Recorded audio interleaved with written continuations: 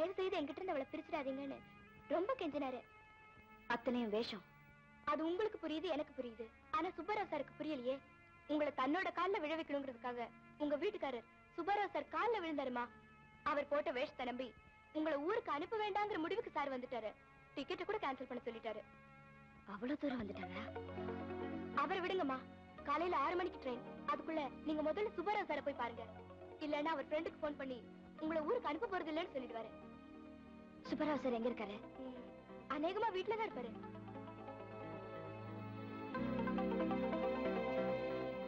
Subba Rao sir, Subba Rao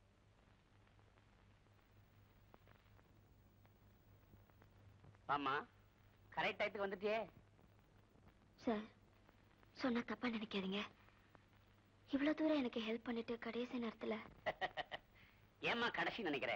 இதுவே ஆரம்பம் நினை. அமக்கலமா இருக்கும். இல்ல சார், எங்க வீட்டுக்காரர். அம்மா, இந்த மாதிரி நேரத்துல நீ உன் வீட்டுக்காரனையும் நான் என் வீட்டுக்காரையும் மறந்துடணும். அவங்க 2 பேரையும் நினைச்சுக்கிட்டு இருந்தா நாம 2 பேரும் சந்தோஷமா இருக்க முடியுமா? என்ன பொண்ணுமா நீ?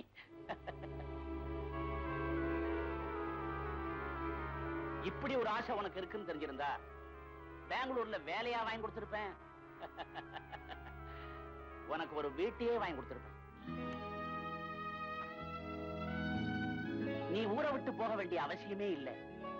உன் புருஷனை இந்த உலகத்தை விட்டே அனுப்பிச்சிருப்பேன். அடப்பாவி. ஜெயா கண்ணு, இவ்வளவு நாள் நீ பாத்துக்கிட்டு இருந்தியே, அவன் சுப்பாராவே அல்ல.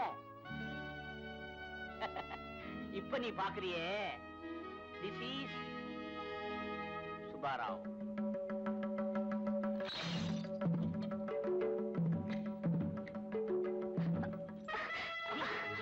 என்னம்மா ஜெயா, நீதானே போன் பண்ண? வர என்ன சந்தோஷமா இருக்கலான்னு இப்ப வந்து தகராறு பண்றிய? நான் ஏதாவது வம்பு தும்பு பண்ணேனா? என்னம்மா ஆச்சு உனக்கு?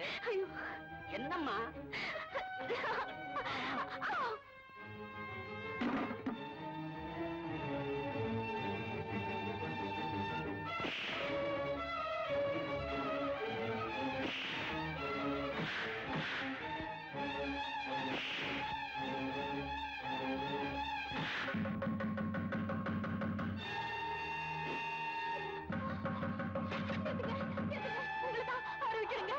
என்னம்மா பேசுறீங்க நீங்க?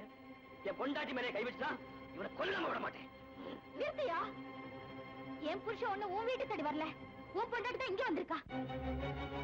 கட்டின பொண்டாட்டியை கண்டிக்க வக்கில்லாம இங்க வந்து தகராறு பண்றீங்க. மரியாதையா வெளியே போ. இல்ல போறியே.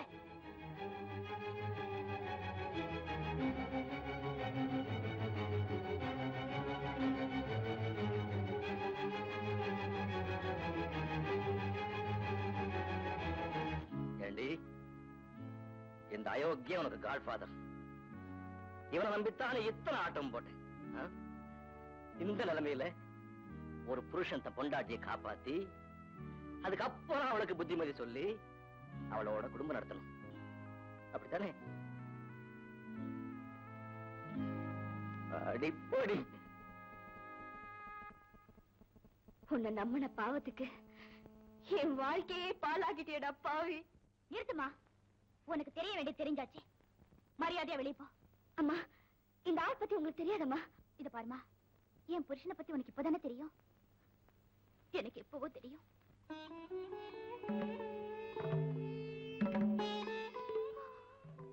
தெரிஞ்ச ஏண்டி கேட்கலங்கிறியா? கேட்டு வாழா வெட்டிங்கிற பட்டத்தை வாங்கி சொல்றியா? இத பாருமா, கண்ணீரோட வாழ்ந்தாலும் கட்டின புருஷனோட தான் வாழணும். அதான் நமக்கு கௌரவம். அப்படி ஒரு கௌரவம் தேவைதானா? போது நிறுத்துமா. ஒரு மிருகத்தையே மனுஷனா நினைச்சு நான் வாழ்ந்துட்டு இருக்கேனே, ஒரு தெய்வத்தை மிருகமாக்கி வாழ்க்கையை கெடுத்துக்கிட்ட நீ எனக்கு புத்தி சொல்றியா? போமா, போய் உன் புருஷன் கால்ல விழு. அந்த ஆளு மன்னிச்சா உனக்கு வாழ்க்கை. போ.